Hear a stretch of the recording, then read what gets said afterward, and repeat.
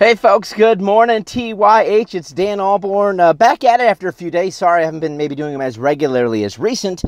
Been spending some time with some family this week. I'm actually out of town right now, but I did find time to hit the gym today. So let me tell you, I had a major setback, and we'll explain a little bit about that in a second. So let's go back to where we're at in regards to the 60-day ketosis plan. Overall, guys, not bad. So actually yesterday was our official Thanksgiving with family.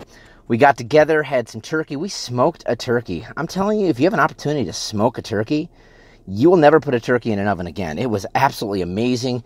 14-pound bird, had it cooked in about 3 hours, and the flavor was out of this world good. You didn't need gravy, the juicy white meat, everything. So if you like smoked meat and you have a smoker, do that with a turkey. Super easy to do. So I had some of that yesterday. I did kind of deviate a little bit further from the meal plan yesterday. I wanted to try some stuff. So had some cheesy potatoes, a small portion of that, maybe a half cup, a small piece of actual pumpkin pie with all the goodness and some whipped topping, and had a lot of meat and some cheeses. Tried to fit some good fats in there. So I did not work out yesterday. So that was kind of maybe a bit discouraging, but we had stuff going on, so it was okay. I weighed in this morning. Actually, I was up a few pounds. And, yeah, so I mean, that's kind of been my first major setback since being on this program. And we'll talk about that in a second, because what happens at this point? But actually, let's talk about that now. You know, this happens to all of us who've ever tried to go on a meal plan or a diet plan or a fitness regimen. You know, we maybe step away from it from a day or two, and then we get back after it, or we get something discouraging, right? I could look at the scale this morning and be like, ah.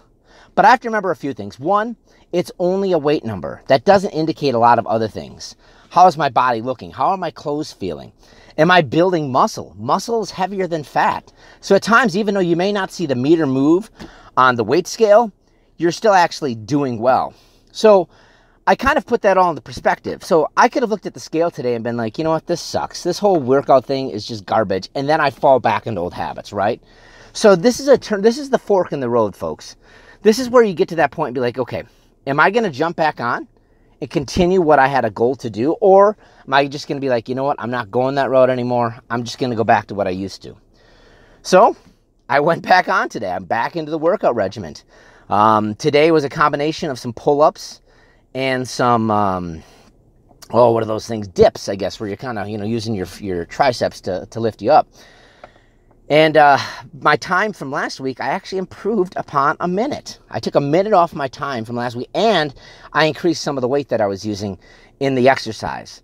So I saw improvement again, even though the weight has changed. I know that a lot of it could be water weight. I ate a lot of salty food, so I'm sure I gained a lot of water weight in the last day or so, and I didn't work out. So here's what I'm trying to get at to you guys here today, that even though I had a setback today, and this happens with everyone who's in some type of fitness regimen. This is probably the first major one I've had since I've been doing this for the last 4 weeks. But I made the determination that even though I fell off the wagon per se, I'm getting right back on. And I know these next few weeks, once I get into a better eating pattern, that was the other challenge, that my meal plan kind of got a little switched up because we're traveling and it's hard to make the meals that I would typically make, or my wife would help me with, while we're traveling. So I know that I can get back on it. I know I can continue to get to my goals. So all I say is this, whether it be fitness, finances, personal relationships, things are not always going to go as planned, guys. But what decision are you going to make? Are you going to decision to see it through for what your initial goal was?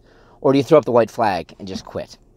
How you determine that will ultimately determine your long-term success and whether or not you want to achieve your goals. So that's what I want to share with you guys today. TYH to your health. That's pretty much it. Short and sweet to the point.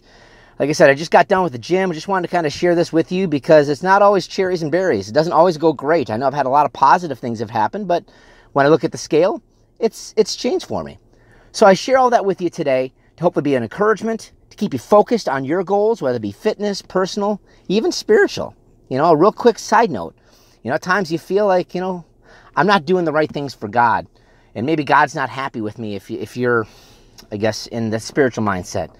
But I want to leave you with this spiritual nugget, that God never leaves you. He never forsakes you. As a believer, He's always there. Matter of fact, the Bible says He will never leave or forsake us. He'll never. No one can pluck us out of His hand.